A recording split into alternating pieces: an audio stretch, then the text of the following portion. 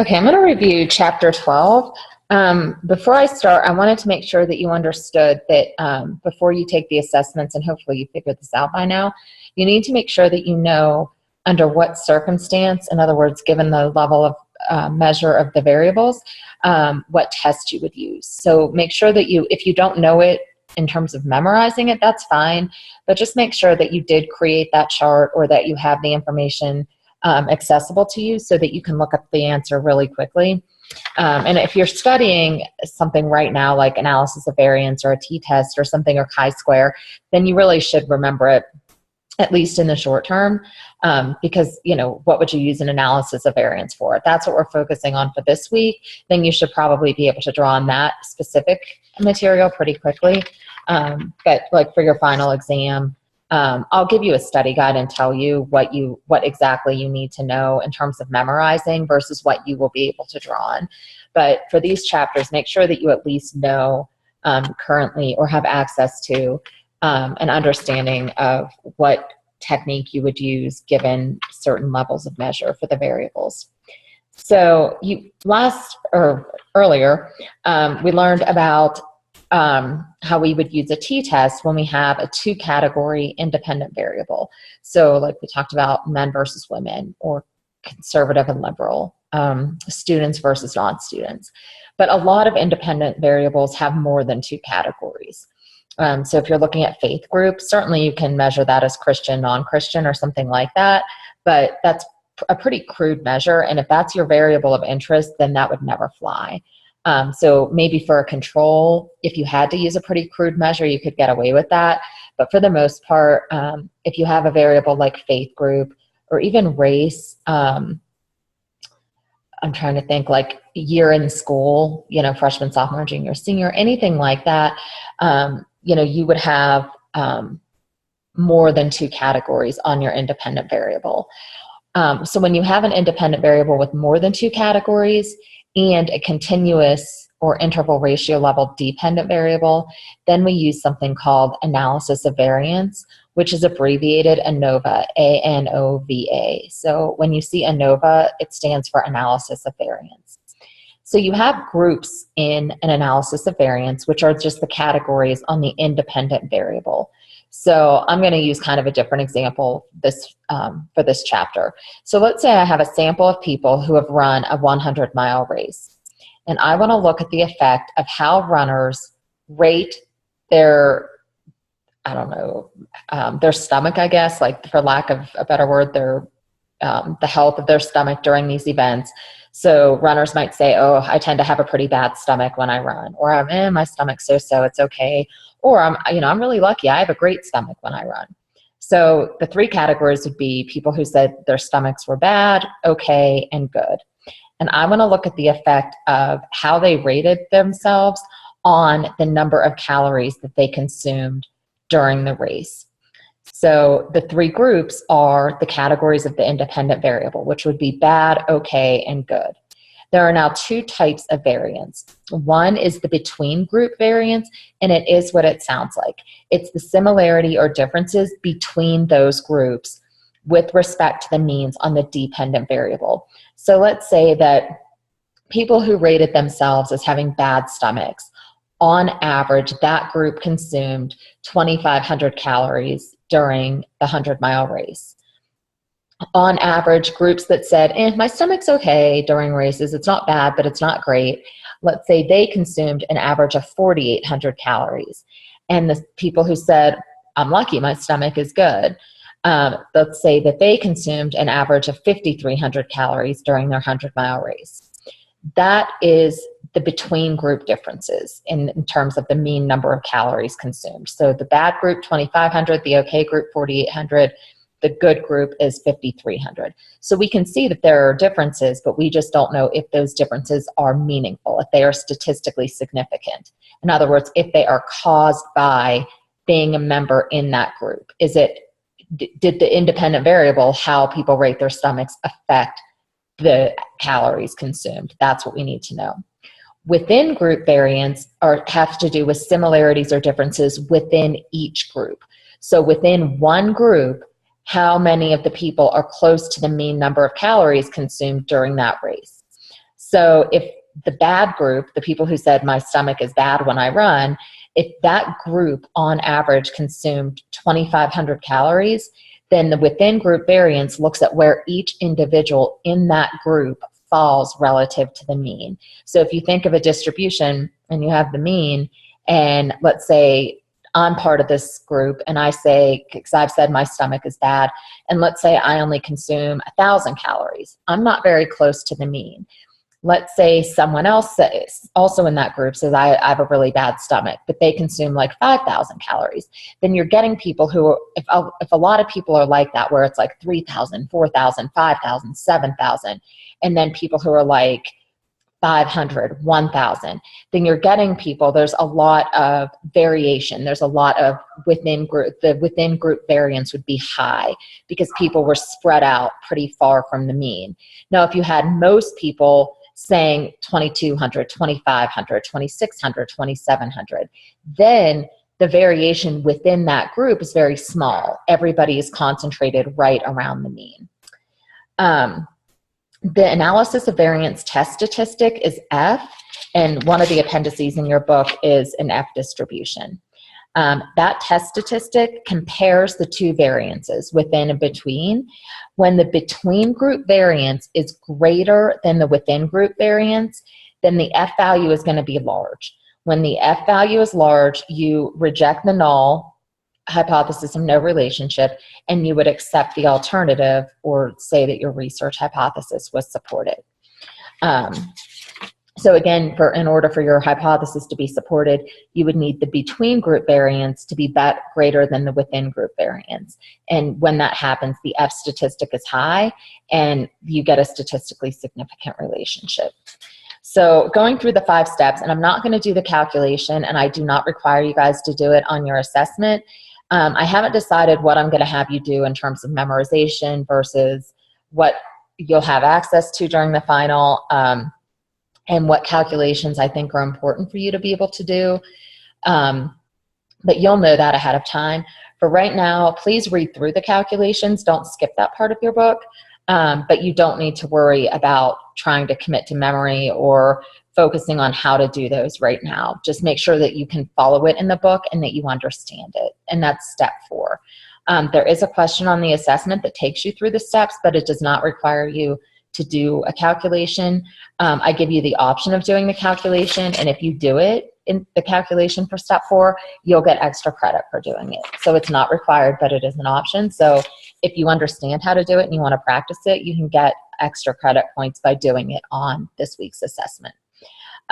So step 1, so now we're back to the 5 steps. And again, these 5 steps, at least the generic version of them, should be pretty familiar to you.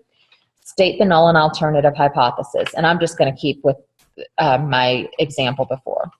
So the null hypothesis is that the population means of the groups are equal, meaning that how people perceive their stomach will have no effect on the number of calories that they consume during a 100-mile race.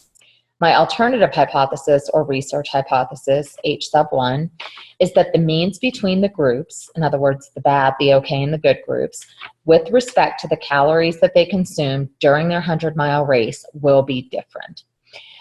That's all that you would need to say. I can be more specific and say, I predict that people who rate their stomachs more poorly will tend to consume fewer calories in a race. So I can be a little more specific in my hypothesis, and if you choose to do that, if you have a categorical variable that exists in degrees like that, like bad, okay, good, or something like that, you can be more specific if you want to. But sometimes people will just say, we predict there will be a difference in these groups. Step 2, identify the distribution and compute the degrees of freedom. So I'm going to say that in the bad group, I have 110 people who rated their stomachs as bad, 130 that rated their stomachs as okay, and or 85 that rated their stomachs as good. So in order to obtain, you're going to have 2 different degrees of freedom. One is for the between and one is for the within. The between group degrees of freedom is K minus 1. K is the number of groups you have. I have 3 groups, bad, okay, and good. Remember, the groups are just the categories of the independent variable. So I have 3 categories in my independent variable. So k minus 1, 3 minus 1 is 2. So the degrees of freedom for the between is 2. The degrees of freedom for within is n minus k. N is, again, it's the total sample size. So I would add 110, which was the bad, 130, which was the okay group, and 85, which was the good group. And my n, or the total number of people in that sample, was 325. So I would take 325 minus k, which is 3. That's the number of groups. So 325 minus 3 is 322. So the degrees of freedom for within would be 322. Step 3, identify the critical value and state the decision rule. I have alpha set at 0.05. I would then go to Appendix E in the book, which is the distribution for F. I look up the information in the chart. I get a critical value of 2.99. When you have the degrees of freedom, and it's so big that it's not on the chart, that it looks like it's basically kind of an infinity symbol. You just take that bottom value and go, that's where you follow on the grid. And you can see that if you look it up using my example, because the within degrees of freedom was 323. That number's not on that chart. So I just went to the infinity symbol for that. So my critical value is 2.99. So if the obtained value of F is greater than 2.99, then we will reject the null hypothesis of no relationship. And this is the same as it was for the other bivariate statistics. Step 4, you would compute the obtained value of the test statistic, which here is F. Here, my sample sizes are huge. So in your book, the illustrations, they use the sample sizes are like 4, 5, and 6. My sample sizes are over 100. So I'm not going to do this, and I'm not going to ask you to do it, at least this week. If you are required to do it for the final, you'll know that ahead of time. But again, just make sure you understand how to do it. It's not complicated. It's long and a little bit involved is all. So just to continue on to step 5, I'm going to say that my obtained value of F is 15.84, and I'm making that up. I did not calculate it. So now step 5 is to make a decision about the null and state the substantive conclusion. So if my obtained value is greater than the critical value of 2.99, then I'm going to reject the null. It is. 15.84 is greater than the critical value of 2.99. Therefore, I reject the null hypothesis of no relationship. So I know that there are significant differences between at least 2 of those groups. Now, the F statistic does not tell me which 2 groups, or if all combinations of group have statistically significant differences, or whether there's just one statistically significant difference between the groups. We just know that there, at least between 2 of the groups, there is a statistically significant relationship. Just like with the chi-square statistic, if there is a statistically significant relationship between the independent and dependent variable, then you need to look at the measures of association to determine the strength of the relationship. And also you would do a post hoc test here, and there are 2 of them that your book talks about, to determine which groups are statistically significant from one another. So is it that people with okay stomachs consume more calories than people who say that their stomachs are bad?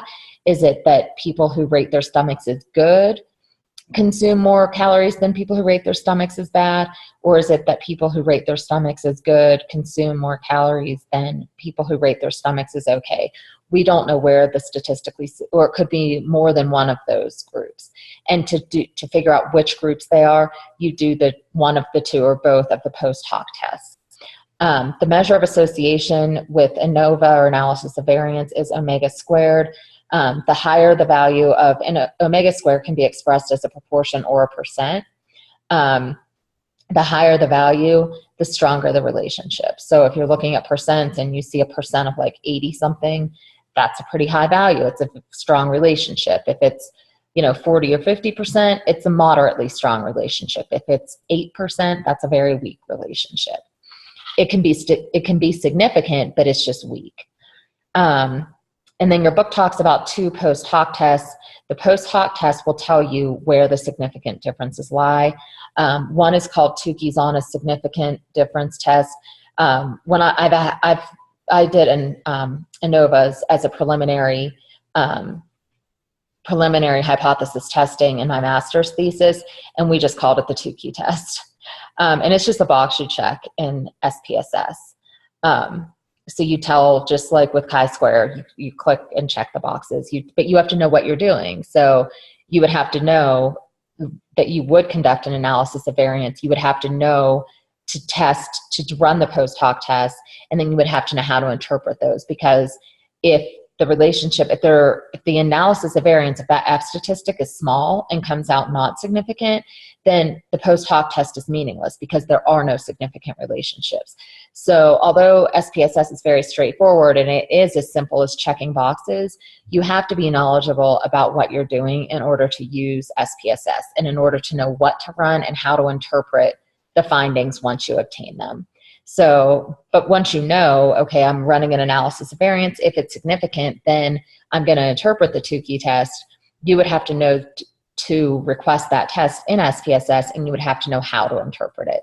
And then the second test is the Bonferroni test. I don't believe I've ever used that I remember, but I guess it's a pretty widely used test as well. And your book talks about both of those. And if you want to play around, go into your data for your project, which you're going to be required to do anyway. But if you want to just spend some time messing around with it, run an analysis of variance. You can even do it, well, depending on your levels of measure.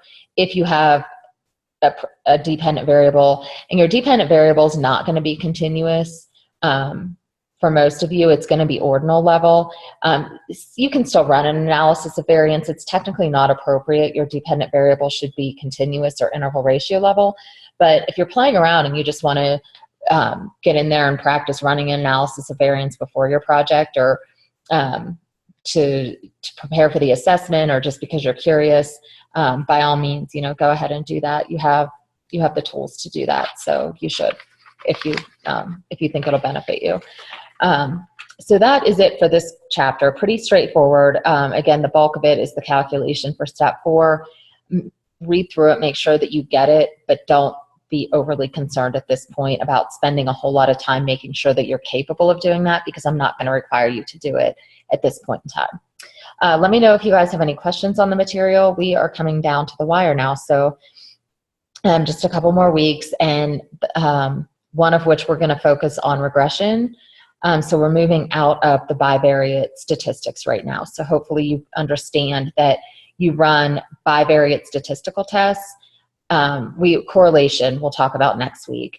But the specific bivariate test that you run, whether it's chi-square, one of the certain kinds of t-tests, analysis of variance, or a correlation, you would run one of those depending on your level of measure of each of your variables. So once you ran the bivariate test, then assuming you had a statistically significant relationship at the bivariate level, then you would run the multivariate regression, or whatever technique you were going to use. Most often it's regression.